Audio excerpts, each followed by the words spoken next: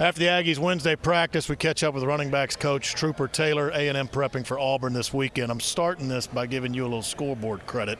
Okay. Opening week of the high school football season, your Cuero Gobblers took down my Columbus Cardinals. So you got a little scoreboard on me right now. I'll take it.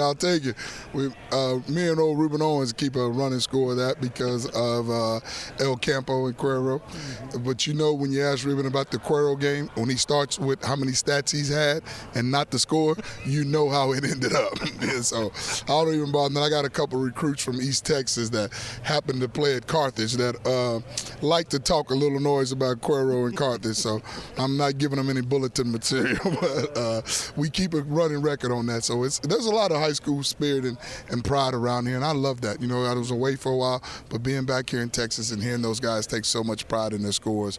I mean, Tiger, after practice today, said he's going to text me the score of the game from here on out because every time I call him, it ain't been good for him. So he don't want me to call him. He wants me to text now. Well, it does give me a chance to shout out my boys from Seatown, state champs last year. They're going for another one this year. Doubt. That's a fact. That's a fact. But as far as the business at hand, SEC play, it starts this week. You've been in this league. You've seen it. I asked Tari and York yesterday this question. I'll ask you, what just makes it different in the Southeastern Conference? The difference is just the level of play and intensity. And I think anytime you have tradition around things, even in your own family, every family has their own traditions, which makes their family special and unique from others. And I think just the pride of the recruiting, because everybody recruits the same players, and one ends up at this school or that school, so that's competitive. The fans are competitive over that. And then obviously when you play these games, it comes down to the one that makes the fewest mistakes because the talent level is usually equal or somewhat, fair, I would say, across the board. I think a lot of these games come down to who can rush the football in the Southeastern Conference. That's old school. If you can't stop the run and you can't run the ball, it's going to be a long day. But I will say this, though, just watching how the competitiveness of every game, where every play matters. There's sometimes you look up and somebody might say, okay, offense or defense, but think about how special teams play a big role in that. I mean, Auburn with the punt, that made a big difference in that game, and I can promise you they repped that 1,000 times, but it happens, and you have to be able to overcome those things. And for them to stay in the game the way they did with Oklahoma, who has a Heisman Trophy candidate quarterback, and I wish him well, with his injury. But, all those things matter. And just speaking of that, you think about that, the physicality of that game. And one of their best players come out of the game injured. So, there's a lot that goes into it week to week. We lost Bryce in the middle of the Notre Dame game and, had to finish. And so those that are able to overcome the unexpected and what you're not scheduled to do, it makes a big, huge difference in winning and losing. And I always look at a bye week and the start of conference play, which it coincided for you guys, as checkpoints. You can kind of assess yourself, see where you're at as you move forward in the season. Where is your running backs room right now? How do you like what's going on? What's maybe some things that need some work right now? I like where we are. We're always working on improvement. I think if you watch the games, our pass pro has been really high level. I mean, they have done a very good job of picking up blitzes, communicating with the O-line, and very seldom is there a mistake as far as a missed assignment on who we have. Running the football, they're all natural at that.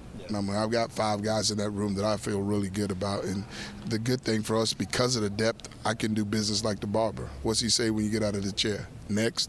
So if they're not doing what they're supposed to do, I don't have to negotiate. It's not a request. And so whether it's Lev tomorrow, they know the standard, and that's what makes it good. But I think if people could hear the way that they critique and coach each other, I don't have to say a lot. When they come to that sideline, they know the standard, and they're watching it, and we get the pad out, and Amari wants to be the coach. He wants to take the pad and hold it and all of that, but he can tell them exactly, hey, man, you were too wide here, or you should have been here.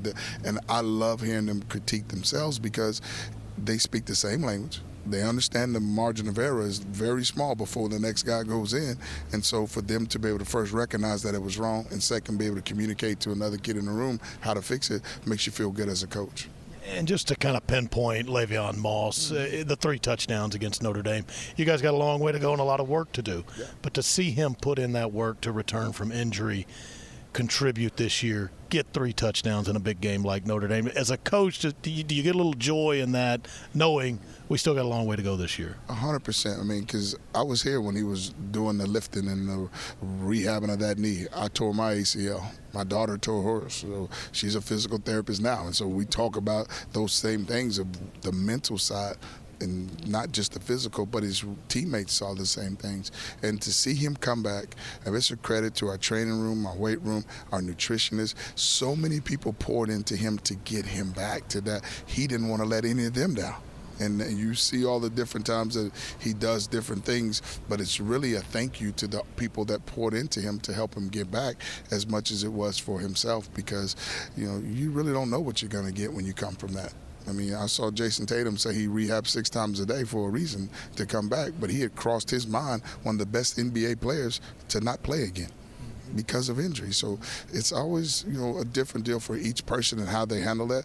But Lev is a different breed, guys. I mean, he loves football. He loves the physicality of it, but he doesn't want to let people down. And to see him do that, I mean, it just warmed my heart to see him do that and be able to come back and, you know, put that, you know, production in after all the hard work. None of us want to work every day and not get paid. You might can afford that, I can't. So, and neither does Lev. I'm with you. Neither does Lev. But I challenge you guys to talk to some of them and ask them some of the questions and see how they all answer it the same way. If you walk up to one of them and say, "What's the first word on the board?" Well, watch what he says. I'll eat this microphone if he don't say communication. I don't care which back it is, from the walk-on to the starter. They're going to say the same thing because the standard's the same thing. They don't cross color. They understand exactly what is required of them. And as a coach, it makes you feel good because you can put it on tape and it becomes their resume. Not what they say, what they do. Somebody asked him about running out of bounds, didn't he? And he let them know what he means by that. And I'm telling you, he understands. Some people visit physicality. We live there. It's not an Airbnb for us. It's our home. And they understand the way we practice and the way we go about it. It has to be, because this league is physical. I mean, and if you try to flip the switch on game day, it's too late, my friend. You got to live there. Man, we always appreciate you. Good luck against Auburn on Saturday. Thank you very much. Excited about it.